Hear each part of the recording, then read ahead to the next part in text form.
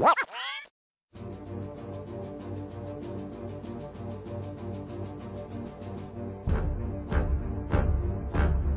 this faith, we will be able to work together, to pray together, to struggle together, to go to jail together, to stand up for freedom together, knowing that we will be free one day.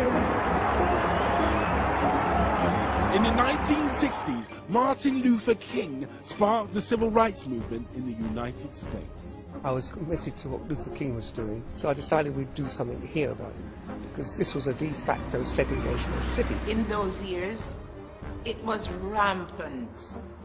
It was wide. You couldn't move one way without you face racism. Yes, brother.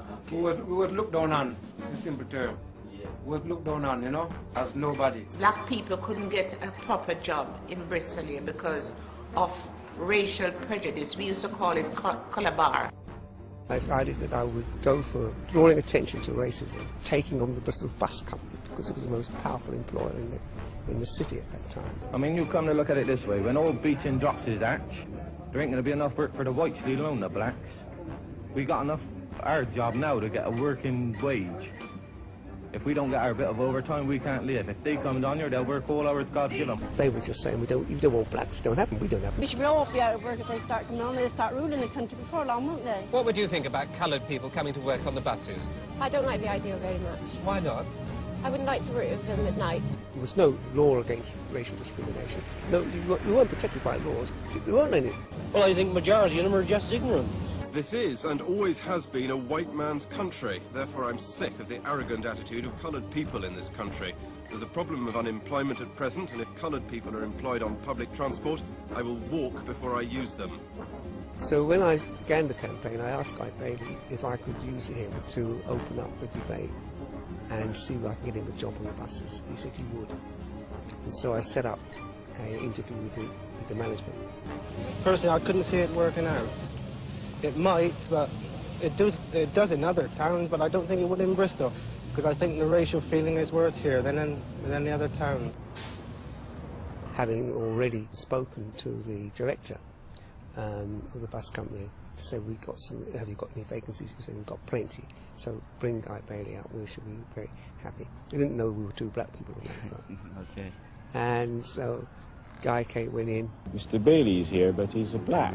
He's black. He's a black man. And I could hear also that the person in the other rooms saying, tell him that the vacancy is filled. The point is that whilst we can obtain white labour in this city, we intend to go on engaging white labour rather than coloured labour. Predictably, he was told he can't get the job. They don't take coloured. So I learned the technique of a boycott. The boycott that Luther King and Jesse Jackson were doing was the boycott I was going to bring to Britain.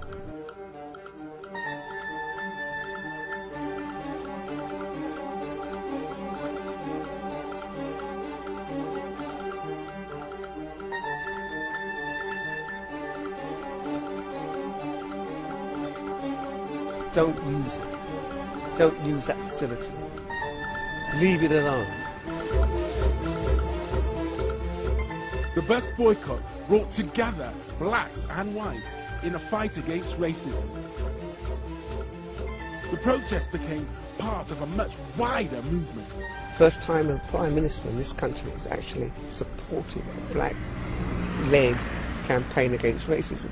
That's when Harold Wilson invited me down to Downing Street and told me there and then that if he gets become Prime Minister, the first thing he would do in the first Parliament was to put down a law to say that racial discrimination was wrong. I am not prepared to stand aside and see this country engulfed by the racial conflict which calculating orators or ignorant prejudice can create. The battle against racialism here in Britain knows no boundaries and no limits. That is why I reject the attitude of those who, with the lips, not the votes, preach racialism at home. It had to change, and it did. On the day President Kennedy gave his backing to the American civil rights movement, the Bristol Omnibus Company finally lifted its colour bar. They wanted us to win. They wanted it to happen. and it happened. There's been no reason, having acted in time, which we have, I believe, why we shouldn't overcome these very challenging, very important problems, which are important to us and indeed to the whole of the world.